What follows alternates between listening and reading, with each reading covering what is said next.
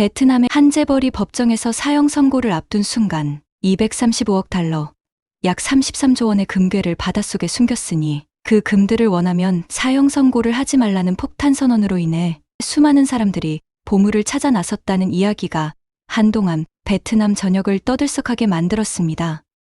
화려한 부동산 여왕이자 자선가로 알려졌던 그녀의 실체는 2024년 4월 11일 베트남 법원의 판결로 드러났습니다. 그녀는 무려 440억 달러, 약 63조 원에 달하는 자금을 은행에서 빼돌린 혐의로 사형을 선고받았으며 수많은 피해자와 함께 베트남 경제에도 큰 타격을 남겼습니다. 과연 그녀가 숨겼다는 막대한 금은 사실일까요? 놀라운 반전과 음모가 얽힌 이 사건의 전말, 지금부터 함께 살펴보겠습니다.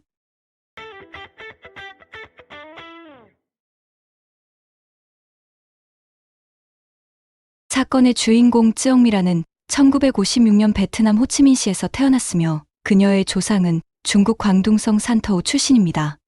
그녀의 선조들은 청나라 시기의 산터우 하우장에서 당시 사이공, 현재의 호찌민시로 이주하여 선박 운송 사업을 시작했습니다. 주로 곡물을 운반하는 일을 했으며 이후 조선업에도 진출하면서 가문의 첫 번째 재산을 쌓았습니다. 쯔엉미라는 4대째 이어져 온 상인 가문의 후손으로 사람들은 그녀를 쯔엉무어이라고 불렀습니다. 그녀는 어린 시절부터 사업에 뛰어난 재능을 보였으며 16세에 해외 화장품을 판매하며 사업을 시작했습니다. 1986년 베트남이 개혁 개방 정책을 시행하면서 1991년에는 민간 기업법이 제정되었습니다. 35세가 된 쯔엉미라는 반팀팟이라는 회사를 설립했으며 이는 호찌민시 최초의 민간 기업이었습니다. 그녀는 동갑내기 홍콩 출신의 사업가이자 투자자인 쭈리지를 만나게 되었고 그는 광둥성 순더 출신으로 베트남의 쭈라는 별명으로 불렸습니다. 두 사람은 뜻이 잘 맞아 결혼했으며 이 결혼은 강력한 파트너십으로 평가되었습니다. 그들은 시장의 흐름을 예측하고 한국 LG 제품의 독점 유통권을 확보하여 큰 수익을 올렸습니다. 이후 무역, 외식업, 호텔 사업까지 빠르게 성장시키며 성공 가도를 달렸습니다. 당시 베트남 법률상 외국인은 법인 대표가 될 수 없었기 때문에 쯔엉미란이 계속해서 회사 대표이사직을 맡았습니다. 자금력이 탄탄했던 반팀팟 그룹은 1997년 아시아 금융위기의 여파로 홍콩 증시 상장에 실패했지만 위기를 무사히 극복했습니다. 당시 호찌민시 지안 지역의 차이나타운이 정부의 관리하에 들어갔고 쯔엉미란은 이를 성공적으로 인수하여 해당 지역의 재개발 사업을 추진했습니다. 이를 계기로 베트남 부동산 시장에 본격적으로 진출하면서 업계에서 큰 주목을 받았습니다. 이후 부동산 시장의 성장 가능성을 확신한 그녀는 초기 자본을 활용해 다양한 개발 프로젝트를 진행했습니다. 2004년 그룹 산하의 윈저 호텔이 완공되었으며 이 호텔은 2006년 5성급으로 평가받아 APEC 회의 개최지로 선정되었습니다. 베트남 최고급 호텔로 불리는 이곳은 많은 관광객들이 찾는 명소가 되었습니다. 더불어 유명한 관광 명소이자 1km 길이의 보행자 거리에 위치한 5개의 대형 빌딩 역시 반팀팟 그룹의 소유입니다. 쯔엉미란 부부는 베트남뿐만 아니라 해외에서도 고급 부동산 투자를 적극적으로 진행했으며 그 투자 수익은 가늠하기 어려울 정도로 막대한 것으로 평가됩니다. 그들의 대담한 경영 전략을 통해 반팀팟 그룹은 1000개 이상의 자회사와 압작회사를 보유한 대기업으로 성장했으며 외식업, 호텔, 부동산 등 다양한 분야에 걸쳐 사업을 확장했습니다. 그 결과 반팀팟 그룹은 베트남 최대의 민간 부동산 기업으로 자리 잡았으며 세금 납부액 또한 상당하며 부동산 호황의 혜택을 충분히 누렸습니다. 오랫동안 베트남 민간 기업 순위 상위권을 유지해왔습니다. 특히 반팀팟 그룹은 상장되지 않아 정확한 기업 가치를 평가하기 어렵지만 대중은 쯔엉미란을 베트남 최고 여성 재벌로 여기고 있습니다. 그녀와 남편은 베트남 경제 발전에 기여한 공로로 여러 차례 정부로부터 다양한 상을 수상하기도 했습니다. 2011년 쯔엉미란 부부는 베트남 역사상 최초로 나란히 노동훈장을 수상한 부부가 되었습니다. 베트남의 다양한 공익 활동이나 기부 명단에서 언제나 쯔엉미란과 반팀팟 그룹의 이름을 찾아볼 수 있었습니다. 그녀는 베트남의 교육과 의료 분야에 많은 기여를 하며 지역 사회 발전에 큰 영향을 미쳤습니다. 특히 코로나19 팬데믹 기간 동안 반팀팍 그룹은 사회에 약 8천만 달러, 약 1161억 원 상당의 물품을 기부하며 지역사회를 돕는 데 앞장섰습니다. 또한 화교 출신인 쯔엉미라는 베트남 내 중국어 교육의 발전에도 깊은 관심을 가졌으며 그녀의 투자 덕분에 많은 교육 관계자들이 혜택을 받았습니다. 이러한 공로로 인해 현지 화교 사회에서 높은 존경을 받으며 사람들은 그녀를 친근하게 란제라고 불렀습니다. 쯔엉미란 부부는 여러 차례 중국을 방문해 자신의 뿌리를 찾았으며 고향에 대규모 투자를 단행하기도 했습니다. 또한 중국과의 협력 프로젝트를 다수 추진하며 국제 화교 사회와도 긴밀한 관계를 유지했습니다. 이러한 노력 덕분에 쯔엉미라는 사업뿐만 아니라 개인적인 명성에서도 사람들의 존경을 받는 인물이 되었습니다.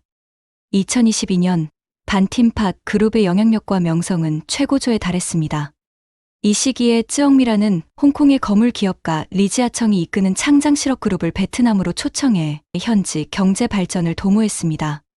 리지아청 역시 베트남의 부동산 시장에 주목하고 있었으며 이 협력은 그의 베트남 투자 여부를 가늠하는 중요한 시금석으로 평가받았습니다. 그러나 베트남에서의 투자가 가시적인 성과를 내기도 전에 뜻하지 않은 사건이 발생했습니다. 2022년 10월 7일 쯔엉미란과 반팀팍 그룹의 여러 고위 임원들이 부정부패 단속 과정에서 사기 및 횡령 혐의로 체포되어 수감되었습니다. 이들 대부분은 그녀의 친척이나 측근이었습니다. 그녀는 채권 발행 과정에서의 부정행위와 수천억 베트남동 약 280억 원의 자금 유용 혐의를 받고 있습니다. 겉으로는 성공한 사업가로 보였던 그녀였지만 결국 사적인 욕망을 채우기 위해 불법적인 방법을 동원해 총 304조 베트남동 약 17조 4천억 원을 착복한 것으로 드러났습니다. 베트남 정부는 2016년 전례 없는 반부패 운동을 시작했습니다. 이 과정에서 7,000명 이상의 국가 고위직 인사가 사퇴했고 수백 명의 관리가 유죄 판결을 받았습니다. 이러한 반부패의 불길은 점점 커졌고 결국 쯔엉미란 사건까지 이어졌습니다. 조사에 따르면 그녀는 2018년 2월부터 2022년 10월까지 유령회사를 통해 정부관리에게 매물을 제공하고 자신이 불법적으로 지배한 사이공 상업은행을 이용해 허위 대출을 신청한 뒤 거액의 현금을 인출한 것으로 밝혀졌습니다. 사이공 상업은행은 호찌민시에 위치한 민간은행으로 베트남 법에 따르면 개인이 은행 지분의 5% 이상을 소유할 수 없습니다. 그러나 쯔엉미라는 실제로 은행 지분의 90%를 차지하고 있었습니다. 그녀는 자신의 부동산 사업을 위한 자금 조달원을 직접 확보하고자 했던 것입니다. 그녀는 당시 재정적으로 취약했던 베트남의 3개 은행을 목표로 삼았습니다. 수십 명의 명의를 동원해 이들 은행의 80% 이상의 지분을 나눠서 매입하는 방식으로 운영했습니다. 이후 새 은행을 합병해 새로운 사이공 상업은행을 설립했고 복잡한 지분 거래를 통해 결국 그녀가 90% 이상의 지분을 보유한 실질적인 소유주가 되었습니다. 사이공 상업은행은 결국 그녀의 개인 금고나 다름없었습니다. 쯔엉미라는 자신의 측근들을 주요 직책에 배치했고 더 많은 예금을 유치하기 위해 파격적인 금리를 제시하여 베트남 국민들이 대거 자금을 예치하도록 유도했습니다. 그 후 사이공 상업은행이 승인한 대출의 93%가 쯔엉미란의 개인 프로젝트에 사용되었습니다. 결국 은행은 그녀의 개인 ATM이 되었으며 유령 페이퍼 컴퍼니를 설립해 은행 고객인 것처럼 가장하여 대출을 신청한 뒤 모든 자금을 쯔엉미란의 회사로 유입시켰습니다. 그 규모는 약 1000조 베트남 동, 약 57조 1000억 원에 달합니다. 심지어 쯔엉미란의 운전기사는 2019년 2월부터 2022년 9월까지 사이공 상업은행 본점에서 그녀의 집과 반팀팍 그룹 본사로 옮긴 현금만 44억 달러, 약 6조 3천억 원이 넘었으며 이 돈의 대부분이 그녀의 자택 지하실에 쌓여 있었다고 합니다. 그녀는 한 손에는 막강한 정보 인맥을, 다른 한 손에는 풍부한 은행 자금을 쥐고 있었기에 부동산 사업을 규칙 없이 무분별하게 확장시켜 앞서 언급된 상업적 기적들을 만들어냈습니다. 쯔엉미라는 황금 입지의 상업용지를 대거 확보하면서 부동산 가격을 쉽게 끌어올릴 수 있었습니다. 2022년 상반기 호찌민시의 부동산 가격 상승률은 전년 대비 20% 이상 증가했으며 평균 평당 가격은 5,000달러, 약 717만 원을 넘어섰습니다. 또한 베트남 수도 하노이의 일부 지역에서는 주택 가격이 무려 35%에서 74%까지 상승했습니다. 이런 현상은 마치 폭발적으로 성장하는 부동산 시장처럼 보였으며, 쯔엉미란의 사업 방식은 한때 홍콩의 거물 기업가 리지아청과 유사하다는 평가를 받았습니다.